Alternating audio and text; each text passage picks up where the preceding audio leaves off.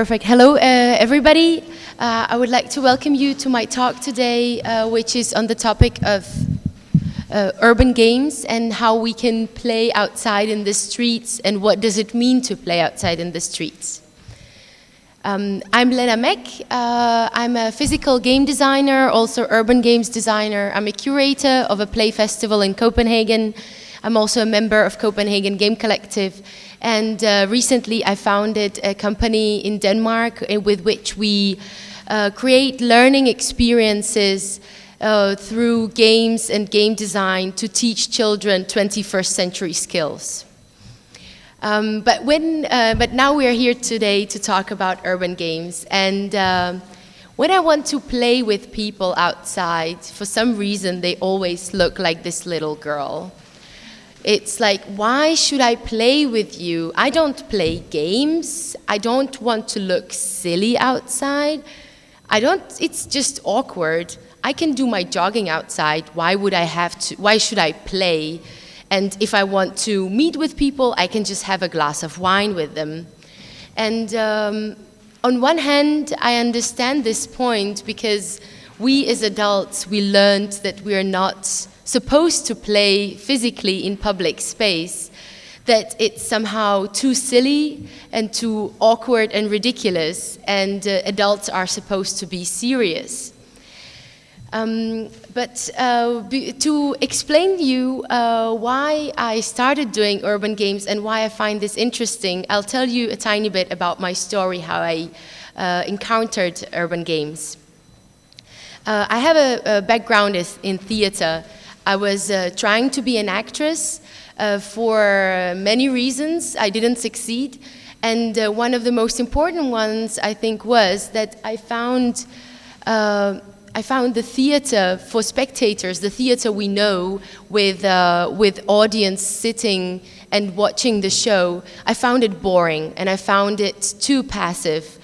I'm not saying that it's wrong, it just wasn't for me.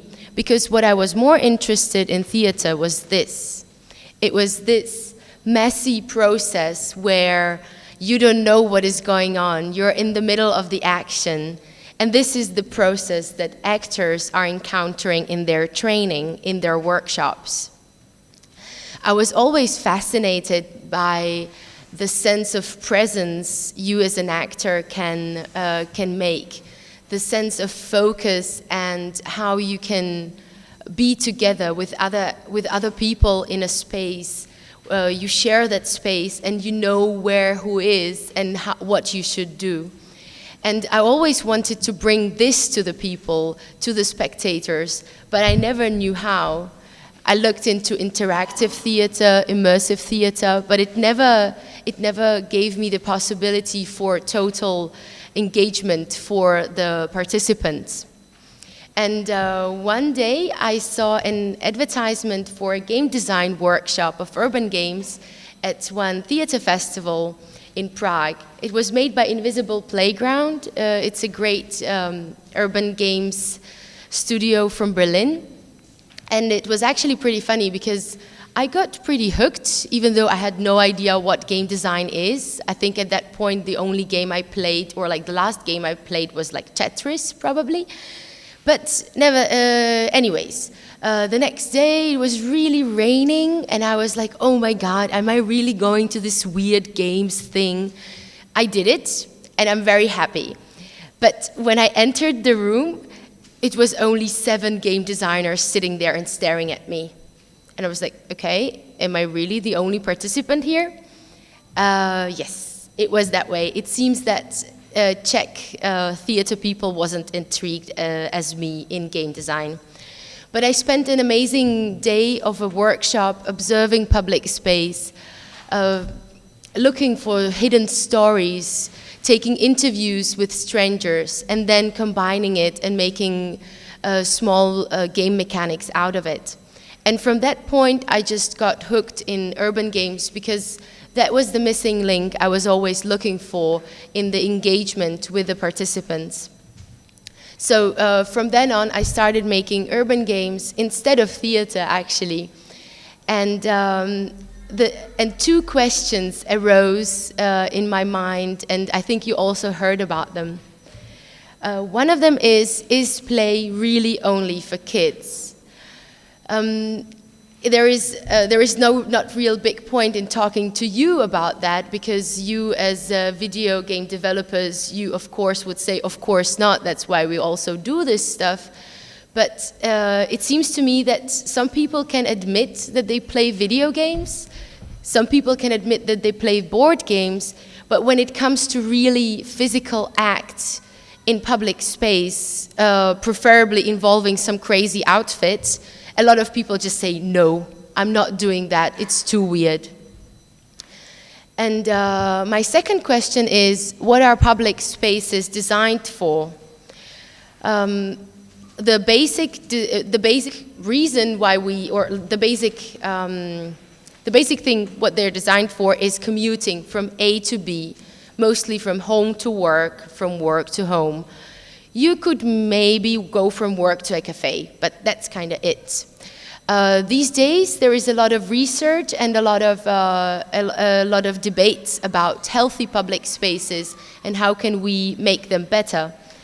In that, a lot of people are talking about having a space to rest, having a space to meet with your friends, with your family, to sit down, relax, read a book, drink some coffee.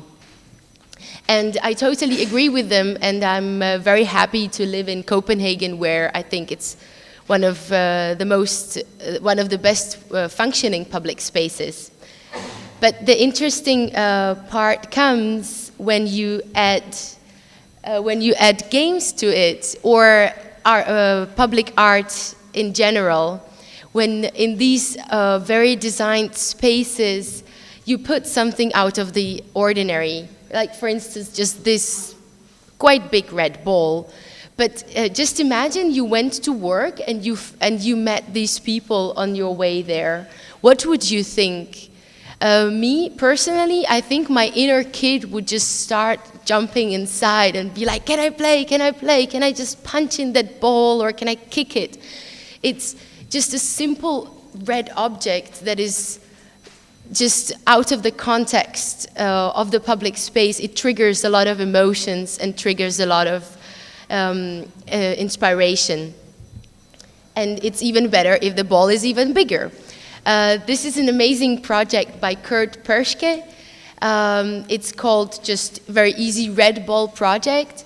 And he's placing these huge balls in different public spaces around the world. Of course, he scouts for the locations beforehand, because it can be dangerous if you just imagine this huge ball appearing in the middle of the highway.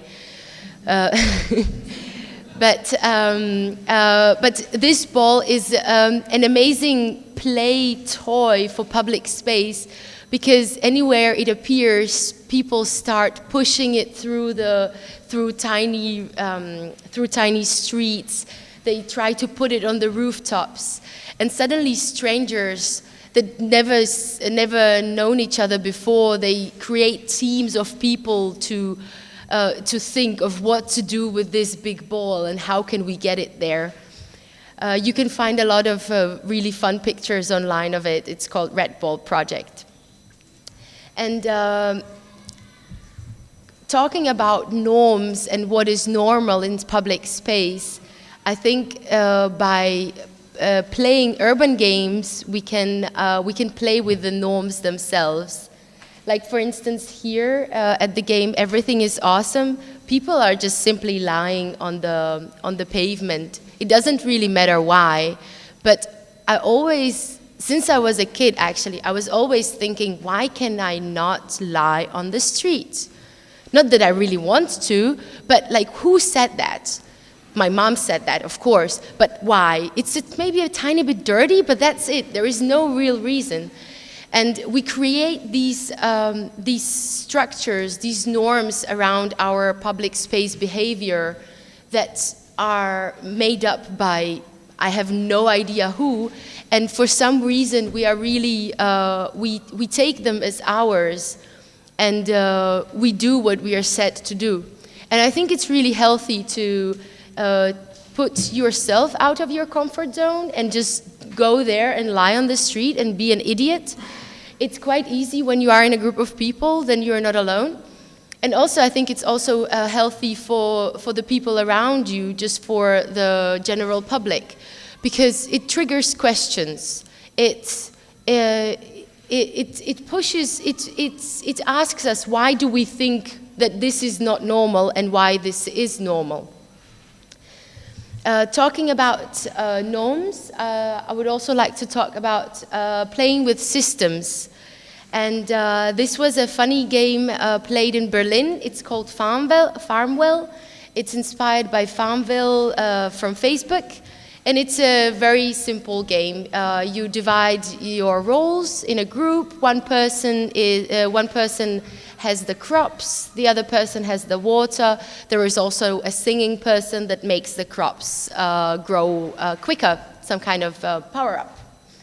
And basically, the more crops you have, the more money you have, and then the person with the biggest amount of money wins. But I would say that is not the most interesting part. The most interesting part was that we almost got arrested for this, because you can't really see it, but there is a bit of coloring on the floor, and it was just chalk color. And we were said that we were doing graffiti on the street and that we are not allowed to do so. And we're having this again with the distinction between what is allowed for children to do on the street and what is allowed for adults. It happened to me many more times that I was said by the government that I'm not allowed to use chalk on the street because it's graffiti. And if you think about it further, it's ridiculous, because why a kid can draw anything on the street and I cannot with a chalk? It's just the same. But for some reason, when you are an adult, you want to destroy stuff, I guess. This is a game of mine called Welcome to Belarus. It's a game inspired by the dictatorship regime in Belarus, and I wanted to recreate the emotions that people can have in that kind of environment. What was happening a couple of years ago was, and still is happening, that if people go for demonstrations there, they would get arrested. So one person decided to make a toy demonstration instead. So they would gather the toys, and the toys would demonstrate with the posters and slogans instead of the real people. Unfortunately for the organizer, he got in prison anyways, but at least he was the only one. I wanted to take this little thing and make it into a game. In the game, each person would get a little toy with a poster, and the task was simple. You had to find a way, you had to find a space where the demonstration is supposed to happen. But in the group, there was only one person who knew where the demonstration is supposed to happen, and there was one secret police member who could recruit people and who could also mislead the people where to go. The interesting part was how horrible the game is, in a sense, not that it was not working, but maybe it was working too good. Because I really managed to create this weird, very frustrating, paranoid atmosphere between players, where they really just didn't trust each other, and there were clusters were formed, and people were starting to spread rumors about each other and everything, and so on. The next thing is sports. Sports is interesting because we take it so goddamn serious. It's when there is a football match, people are yelling and shouting and even getting into fights. And to be honest, I always found it a bit weird, but I understand the passion behind it.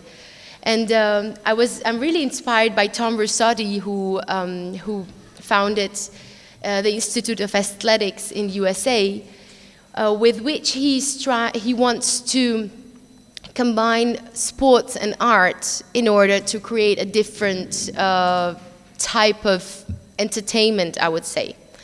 He takes what is, in his opinion, the most interesting in sports, and that is competition, and he combines it with the artistic means. Most of the times his games become very performative and involve some dressing up. This is a very simple game. It's called Laundry Badminton, and you basically just play badminton with each other with one thing, because in the middle of you there is a line, and on that a lot of clothes are hanging. And each time you lose, you have to put some clothes on, which means that you start to dress up. Each person becomes his or her own character, because they just start to combine. Like you can see some skirts, and then putting something on the head, on your head, and so on. And what I find incredibly interesting about this is that even though you're still very competitive, when you have this weird clothing on you, first of all, you start acting differently. You start acting according to the role you put on yourself, but also you just don't take the game and each other too seriously anymore. You're just fooling around. You can really go for winning, but it's still not winning on like for death. What you can also do, and what we love to do in Copenhagen Game Collective, is take technology as the starting point to design your game.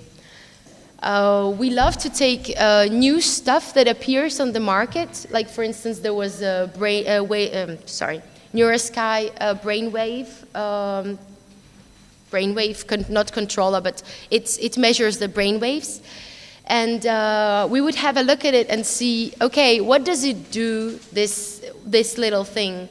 And it can't do that much. It can measure attention and relaxation. And we would combine it with another technological tool, such as PS Move Controller, that also offers some very simple mechanics. As for instance, it can know if you are stopping too quickly or if you are accelerating too quickly. From this experiment, a game, Idiots Attack the Top Noodle, has come. In this game, there is an intellectual who has the brain scanner and the move controller, and that person is controlling the masses of idiots who also have the move controllers with them. The more the brain or the intellectual is concentrated, the slower the idiots can move. And basically, the aim of the idiots is to just basically catch the intellectual. I think it's very inspiring to just really take this one piece of technology and play around with it and see what it does. For instance, we made another a different game called Magnetize Me, with which we got to know that move controllers can detect magnets. Hooray, there is a game. Also, when you put move controllers in water, be very careful with that. We destroyed a lot of them. You have to really pack them very well. If you put them in water and if you submerge them, the Bluetooth connection disappears. So again, it's a very simple thing, but you can use it as a mechanic. And back to video games. This is an amazing game called Street Fight by Lane Game from Berlin, where they took an old school street fight game and they asked performers to perform it for them. So you can see the Donkey Kong, and I don't remember, it was the Russian one, the other one. And basically, people would be divided in two teams, and they would control their avatar. And their avatar would react to what they want them to do. But the tricky part was that the people had to make it together. We had gestures, like for example, this was upper kick. I remember it till now. And you would have to decide on what you want to do, otherwise your avatar would be confused. It was as if you pressed 10 buttons at a time and the avatar didn't know what to do. So this is as well a very interesting thing to do, is to take a video game and put it on the street and see how it works in the real life. This is a similar approach. It was a human table soccer. I think you saw it on the internet, many of you. And it's very interesting to just take a thing that you know very well and make it big, make it a human size. I don't know how about you, but when I was playing the table soccer, like the ordinary one, I was always thinking, what a weird and hard life it is for that tiny little guy not having any agency at all and just like kicking that one ball. We did it for Wood Play Festival this year in Copenhagen, and people had really a lot of fun by just restricting themselves. With this, you can really see how you can research and try out different things with your own body. And I find it very interesting to limit yourself to say, okay, I will play just only like this little guy and I can kick only in front. What can happen then? Because I believe that as game designers, you yourself know very well that from restrictions, very interesting things can emerge. I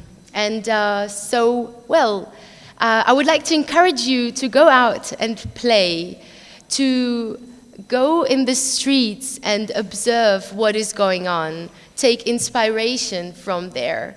It's an amazing thing. It sounds boring, but it's actually pretty fun to just sit on a square and observe for half an hour what people are doing, what lives are they living, maybe even imagine some stories of theirs. When you play urban games, you can experience a different type of attention in the public space. Also a different type of experience, because suddenly you create this common space with strangers that you have never seen before, and suddenly you have to trust them and you have to play with them. Through this, very interesting stories emerge, and you can maybe make a new friend, or at least, if not a friend, you will not be afraid to talk to that person anymore. And I really love how street games and urban games, how they leave the mark on the public space in your mind. Because if at one point you experienced a bus stop as a shelter from zombies, you won't be able to do that again. You won't be able to see the bus stop the same again. You will always remember that time when it was a zombie shelter. And the last thing I would like to say is that I think it's very healthy to disturb the public space and disturb people in it. Of course, it has to be done very gently. We don't want to hurt people, nor psychologically, nor physically. But it's good to push them outside of their comfort zones and to make them rethink rethink their cities and rethink what their role in them are. Thank you.